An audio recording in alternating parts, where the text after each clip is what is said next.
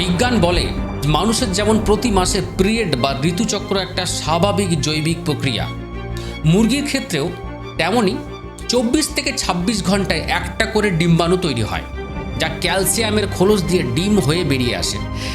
যেহেতু এখানে কোনো পুরুষ মোরগের স্পর্শ নেই, এটা 100% ন্যাচারাল প্রসেস, মানে নিরামিষ ডিম।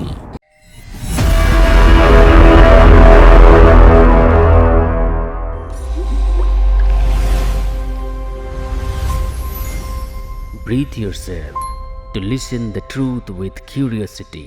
রবিবারের সকাল মানেই বাঙালির ঘরে ঘরে কি বলুন তো? ঠিকই ধরেছেন, প্রেসার কুকারের সিটি আর মুরগির মাংসের গন্ধ। কিন্তু মশাই, মাংসের দোকানে গেলেই তো আসল মহাভারত শুরু হয়। দোকানদার বলবে, দাদা ব্রয়লারটা নিন, একদম মাখনের মতো গলে যাবে। ওদিকে আবার ফিরলে বাড়িতে ঠাকুমা মা ভুড়ুকুচকে বলবে, ধুর ওসব আবার খায় নাকি, পোলট্রি মুরগি চিবোতে রবারের মতো লাগে, ওতে দেশি মুরগির ঝোল কর, দারুণ টেস্ট পাবি। কিন্তু দাদা, আমরা কি জানি বা আপনারা কি জানেন যে এই দেশি মুরগি আর ব্রয়লার মুরগি আসলে এদের তফাৎটা কি? এরা খামারে জন্মায় কিভাবে? মোরগ ছাড়া ডিম পাড়ার পেছনে একই বৈজ্ঞানিক কেলেঙ্কারিটা লুকিয়ে আছে। আর আমাদের সব থেকে বড় কথা যে এগুলো খেলে আমাদের শরীরে চর্বি জমছে নাকি ঢুকছে বিষ। আজকের এই ভিডিওতে আপনাদের এই সব কিছুর ভান্ডা ফুরব, আর আপনাদেরকে জানাবো যে কিভাবে যদি এই ব্যবসা করে লক্ষ্মী লাভ করতে চান তারও সিক্রেট।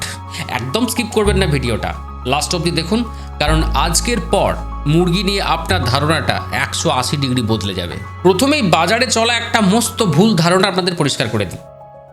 আমরা সস্তা সাদা ডিম মুরগি দেখলেই বলি পোলট্রি পোলট্রি। আরে ভাই, পোলট্রি কোনো নির্দিষ্ট জাতের নাম নয়। হাঁস, মুরগি, কোয়েল, টার্কি যা আমরা বাণিজ্যিকভাবে ডিম বা মাংসের জন্য খাঁচায় পুষি, এই পুরো ফ্যামিলিটার সারনেম হলো পোলট্রি। তাহলে আমাদের পাড়ার মাংসের দোকানে যে তিনটে জিনিস ঘোরে, তাদের আসল কুষ্টিটা কি? চলুন সোজা ভাষায় বুঝে নিই।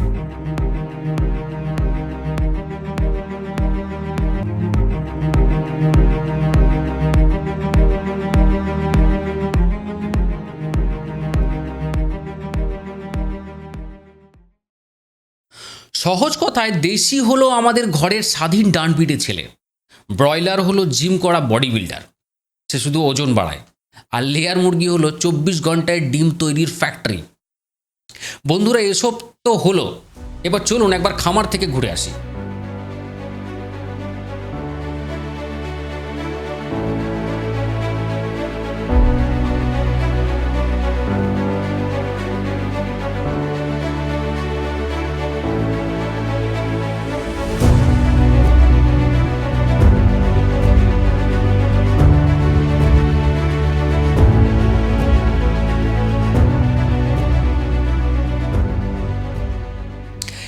এবার আসছি বিজ্ঞানের সেই প্রশ্নে যা শুনলে আপনার চক্ষু চরক গাছ হয়ে যাবে। এদের ফার্টিলাইজেশন বা প্রজনন প্রক্রিয়াটা ঠিক কেমন হয়? খামারে এদের কিভাবে চাষ করা হয়? অনেকেই ভাবেন খামারে হাজারে হাজারে ডিম আর বাচ্চা হচ্ছে, নিশ্চয়ই এখানে কোনো রোমান্টিক মুরগি আছে। আরে দূর মশাই, আসল গল্পটা শুনুন। দেশি মুরগির ক্ষেত্রে ব্যাপারটা একটু প্রাকৃতিক, যেখানে মোরগ আর মুরগির মিলন হয়। মোরগের শুক্রাণু দিয়ে মুরগির ডিম্বাণুকে ফার্টিলাইজড বা নিষিক্ত করে। এই ডিম যখন বাইরে বেরিয়ে আসে, তখন মুরগি তার নিজের বুক দিয়ে তা দেয়। ঠিক 21 দিন পর কিউ কিউ করে কিউট কিউট বাচ্চা বেরিয়ে আসে। অর্থাৎ এই ডিমগুলো হলো উর্বর ডিম বা ফার্টাইল এগ। তাহলে ব্রয়লার মুরগি যদি ডিম না পারে, তবে তার বাচ্চা আসে কোত্থেকে? এর জন্য বড় বড় প্যারেন্ট স্টক থাকে, ফার্ম থাকে, যেখানে দারুণ পুষ্টিকর খাবার খাইয়ে খাইয়ে স্পেশাল মোরগ বা মুরগির সাথে মিলন ঘটানো হয়। তবে আধুনিক খামারে আরও নিখুঁত ফলাফলের জন্য বিজ্ঞানীরা কৃত্রিম প্রজনন করেন। অর্থাৎ মোরগের শুক্রাণু ল্যাবরেটরির পদ্ধতিতে সংগ্রহ করে সিরিঞ্জের মাধ্যমে মুরগির শরীরে প্রবেশ করানো হয়। এতে ডিম্বাণু নিখুঁতভাবে ফার্টিলাইজড বা নিষিক্ত হয়। এই উর্বর ডিমগুলো তুলে এনে রাখা হয় বিশাল বিশাল ইনকিউবেটর মেশিনে, যেখানে কৃত্রিম উত্তাপ দিয়ে মাত্র 21 দিনে লক্ষ লক্ষ ব্রয়লার ছানা ফোটানো হয়। খামারিরা এই একদিনের বাচ্চাকে তুলে নিয়ে আসে এবং তার ফার্মে মেঝেতে কাঠের গুঁড়ো বা তুষের গুঁড়ো দিয়ে বিছানা বানিয়ে দেয়। এদের লিটার বলা হয়। শুরুতে এদের কৃত্রিম আলো বা তাপ দিয়ে ব্রুডিং বা ওম দেওয়া হয়। এরপর উচ্চ প্রোটিনযুক্ত খাবার খাইয়ে মাত্র 35 থেকে 40 দিনে এদের ওজন প্রায় 2 কেজিতে নিয়ে যাওয়া যায়।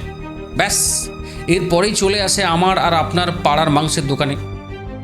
সব থেকে বড় ঝটকাটা খাবেন আপনি লেয়ার মুরগিতে। লেয়ার মুরগির বাচ্চাদের খামারে প্রথম 4 থেকে 5 মাস যত্ন করে বড় করা হয়। যখন এদের বয়স প্রায় 5 মাস হয়ে যায় তখন এদের বিশেষ ধরনের খাঁচায় শিফট করা হয়। একে বলা হয় ব্যাটারি কেজ। এই খাঁচায় শুধু মুরগি একাই থাকে, আশেপাশে কোনো মোরগের নাম নিশানাও থাকে না। বিজ্ঞান বলে মানুষের যেমন প্রতি মাসে পিরিয়ড বা ঋতুচক্র একটা স্বাভাবিক জৈবিক প্রক্রিয়া, মুরগির ক্ষেত্রেও তেমনই 24 থেকে 26 ঘন্টায় একটা করে ডিম্বাণু তৈরি হয়, যা ক্যালসিয়ামের খোলস দিয়ে ডিম হয়ে বেরিয়ে আসে। যেহেতু এখানে কোনো পুরুষ মোরগের স্পর্শ নেই, তাই এই ডিমগুলো অনিষিক্ত, অর্থাৎ আনফার্টিলাইজড এগ।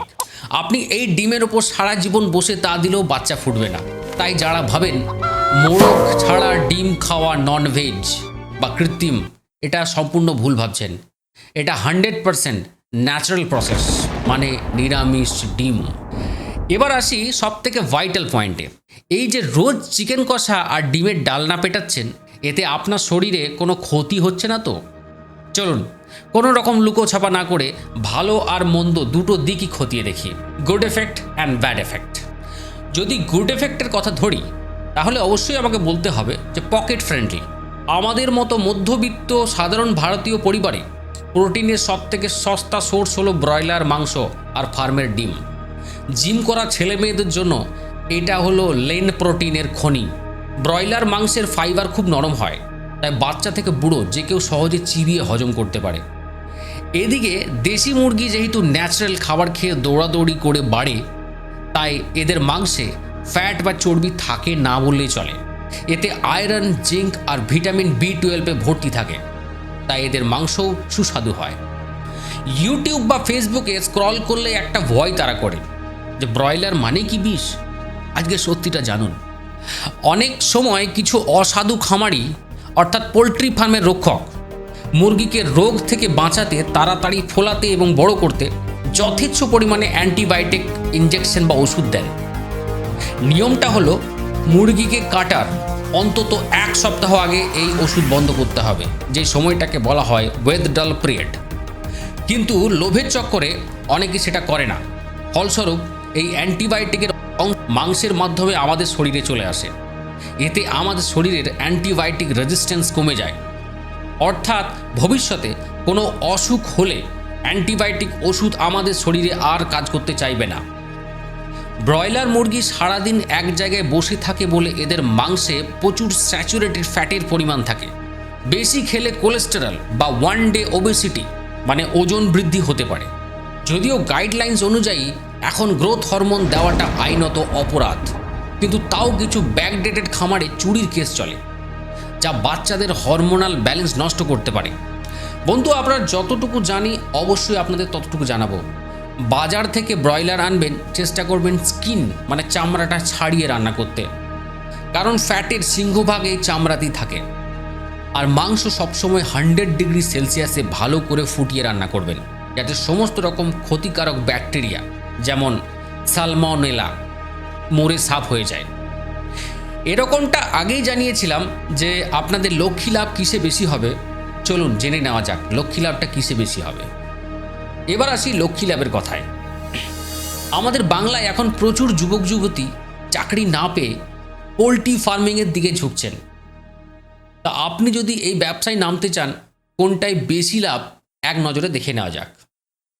ব্রয়লার ফার্মিং, রকেট স্পিডে ক্যাশব্যাক।